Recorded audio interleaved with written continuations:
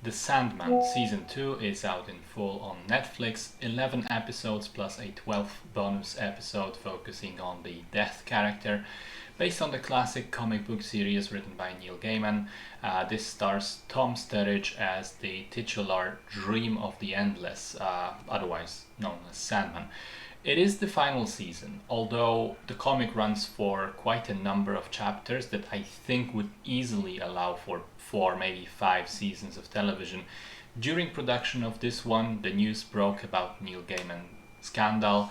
Apparently, for years, he repeatedly sexually abused and raped his son's nanny. Further allegations of abuse from other women, absolutely horrendous stuff. You can read about it. There's an article published on the New York Times website. And from what we currently can see and glean, it all appears to unfortunately be true.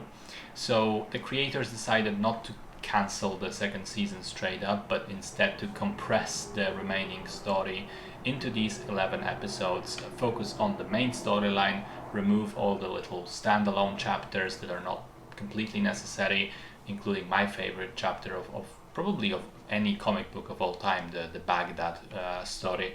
And just be done with it. Shame, really, especially as I personally always enjoyed Neil Gaiman's works, even outside of Sandman. But what can you do, really, when another one of the prominent creators turns out to be a monster? So the second season starts with Dream having a meeting with his siblings, the Endless, where a snarky comment from Desire gets under Dream's skin and pushes him to go to hell to save his former lover, Nada.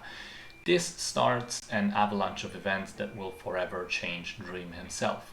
So I have to say I enjoyed this second season a bit less than I did the first one. And honestly, I'm not sure whether it is genuinely weaker or if my initial excitement waned down a little bit and I saw it with a clearer eye.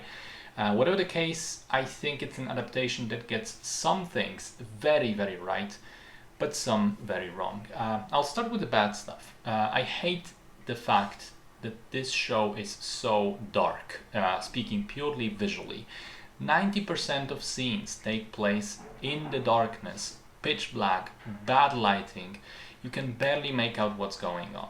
The comic book was much brighter, more colors, and even in its darker moments, it relied on using high contrast to make the elements that stand out, they're not dark, pop from the page. Whereas the cinematography of this show fails to achieve the same effect and is just blandly dark.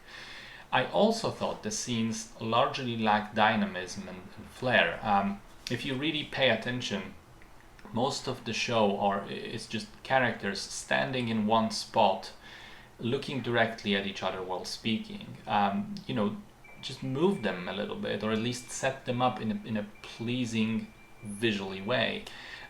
Because as it is, it just kind of looks boring and stiff. Lazy is also a word I would use to describe character design. Because so many of the characters that look awesome and interesting and unique in the comic are toned down to where they're basically just ordinary humans in the show. Puck, Thor, Delirium, Ishtar in the dance scene, Despair, the fact that Nola still looks gorgeous and nice with glamour removed, which is sort of a big plot point, instead of disheveled and dirty. The fact that Remiel and Duma are wearing boots as angels, where such a big deal was made in the comic about their feet not touching the ground and then touching the ground at a certain point in time. It's very pedestrian and uninspired. And also, I think, as much as I understand compressing the timeline and the reasons for it, and I think the creators did an okay job with it, some of the subplots are still victims of the changes and the story does feel rushed at times. Finally, the actress for Hippolyta, Razain Jamal, is terrible. She is completely wooden and I didn't believe her character for 1 second. And she is kind of a crucial one in the final chapters of the story. Now, I still admit there's quite a lot to enjoy. The plot itself is excellent, with Dream's story being so much about change and capacity for change. There's some great dialogue, great characters like Destruction or Hobgoblin. The atmosphere and the tone of the comic is generally translated very, very well. Performances are good for the most part. I mean, Tom Sturridge and Kirby Howell-Baptiste especially are fantastic as Dream and Death respectively.